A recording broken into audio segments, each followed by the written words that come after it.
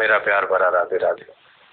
इस वीडियो में हम चर्चा करेंगे मोक्षदा एकादशी व्रत की, कि मोक्षदा एकादशी व्रत हमको कब करना है। दो बातें अवश्य ध्यान रखें। एक तो एकादशी के व्रत के दिन हमें ये व्रत की कथाएं अवश्य सुननी चाहिए, उसका बहुत बड़ा महात्म्य है। और कथाएं सुनने के बाद हमारी निष्ठा उस व्रत में और हो जाती है, तो हम और अच्छी श्रद्धा से उस व्रत को करते हैं, तो उसका और भी बड़ा लाभ हमको मिलता है। एक तो होता है मन से किसी कार्य को करना, और एक होता है बिना मन के किसी कार्य को करना। तो मन से हम जब कोई कार्य करते हैं तो उसका लाभ कई गुना होता है। तो पहले तो मैं आपको बता दूं, एकादशी का व्रत महाद्वादशी है। इसका मतलब है हम 12 दिसंबर को एकादशी का व्रत करेंगे। कई लोग 11 और 12 में पूछ रहे हैं, कंफ्यूजन है। तो हम 12 दिसंबर को मोक्षदा एकादशी का व्रत करेंगे। भगवान श्री कृष्ण ने युधिष्ठिर के पूछने पर इस कथा को जिस तरीके से कहा है वो बड़े आप ध्यान से सुने।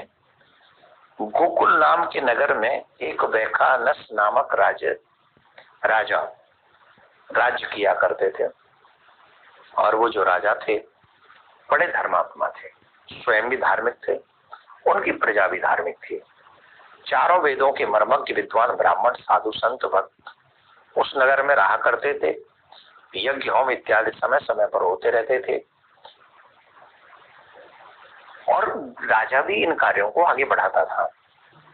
देखो, हमारे घर में, हमारे नगर में अच्छे कार्य ज्यादा हो उसका भी प्रभाव है, और बुरे कार्य हो तो उसका भी हमारे जीवन पे प्रभाव होता है।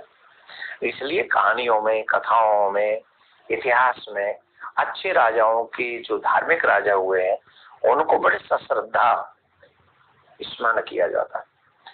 तो जो वैखानस नाम के राजा थे बड़े धार्मिक थे। अचानक से एक रात्रि में उनके पिताजी ने स्वप्न दिया, और स्वप्न में कहा कि मैं नरक में पड़ा हूं, तुम चाहो तो मेरी मुक्ति कर सकते हो, मुझे नरक से बचा सकते हो। अब राजा बेचैन हो गया।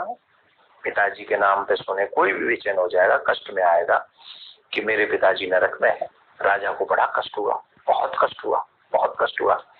तो राजा ने सुबह उठते ही सभा में गए। सभा में तमाम ब्राह्मणों से पूछा, विद्वान ब्राह्मणों से पूछा कि मेरे पिताजी नरक में है, और मेरे लिए ये फिर राज, ये महल, ये सुख, ये संसाधन सब व्यर्थ लगने लगे जब से मुझे स्वप्न में पिताजी का ये आदेश हुआ है कि मैं नरक में हूं।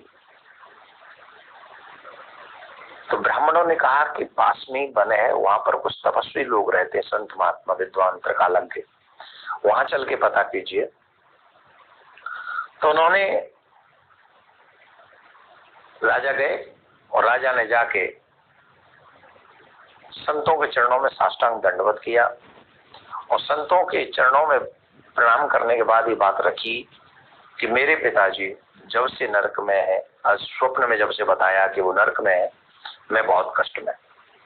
आप विद्वान हैं, आप बताइए कि मेरे पिताजी नरक में क्यों हैं और कैसे उनकी मुक्ति हो सकती है।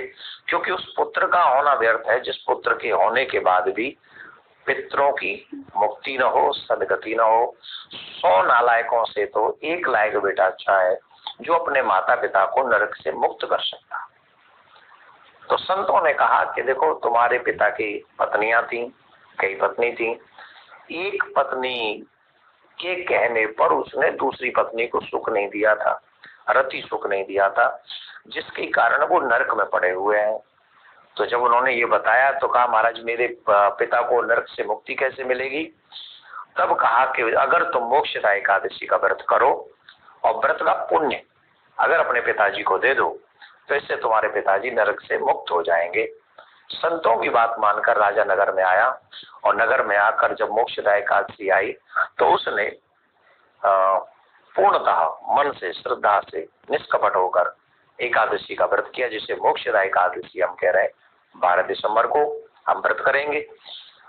उसने व्रत किया, और व्रत करके वो जो पुण्य था उस एकादशी का संकल्प करके अपने पिताजी को समर्पित कर दिया, और पिताजी तत्क्षण नरक से मुक्त हो गए। और जाते हुए उन्होंने कहा कि मैं तुम्हारे कार्य से प्रसन्न हूँ, भगवान सबको ऐसा ही पुत्र दे और मैं तुम्हें आशीर्वाद देता हूँ कि तुम्हारा कल्याण। तो जिन जिन लोगों को अपने गए हुए पूर्वजों के लिए कुछ करना हो, पितरों के लिए कुछ करना हो, तो दो काम कर सकते हैं। एक तो हम उनके नाम से व्रत करें मोक्षदा एकादशी का, और जिनके भी साथ में ऐसा हुआ कि किसी का एक्सीडेंट हुआ है, कुछ भी हुआ, उन लोगों के लिए भी हम ये मोक्षदा एकादशी का व्रत करें, और व्रत करके उसका पुण्य उसके लिए समर्पित कर, संकल्प करके उसको समर्पित करें।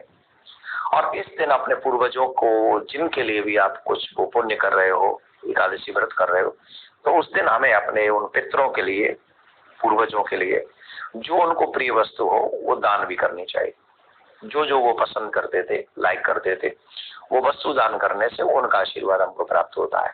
तो आप लोग सभी, वो लोग भी इस मोक्षदा एकादशी का व्रत करें जो अपने माता जी, पिताजी या हमारे परिवार में पूर्व में जिसको भी संदेह हो या कुछ भी ना हो, तो मोक्ष के लिए तो एक व्रत कर ही सकते हैं।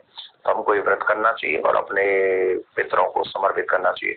व्रत का नियम क्या है? व्रत का वही नियम है, सुबह स्नान करें, अर्ली इन द मॉर्निंग उठे, भगवान को अभिषेक कराएं, नारायण भगवान और लक्ष्मी की पूजा करें, शालिग्राम की पूजा करें, मीन्स राधा कृष्ण की पूजा करें, आपके इष्ट राम सीता है तो उनकी पूजा करें, और फिर तुलसी का भोग लगाएं, तुलसी उनको समर्पित करें, और पीले पुष्प, पीला मिष्ठान नारायण भगवान को समर्पित करें, और जो भी रोली चंदन इत्यादि पंचामृत से अभिषेक करें।